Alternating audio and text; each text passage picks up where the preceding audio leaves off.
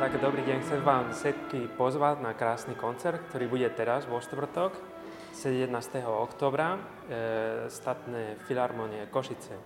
Budeme hrať španielské zarzuely, to je španielská opereta a veľmi známa, lebo to spievali všetky najväčší spevákov španielských, ako Carrera, Domingo, Cavalier alebo Kraus. Tak ešte všetky pozvaní na tento krásny koncert.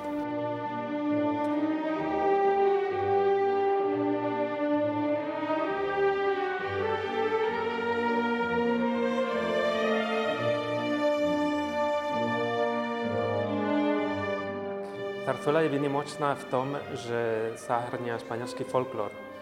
A to v tom je úplne iná. A jedna ďalšia vec, že je veľmi stará, má viac ako 300 rokov, keď sa začínali písať zarzuely, takže je obrovská tradícia v Španielsku a je obrovský záujem publika.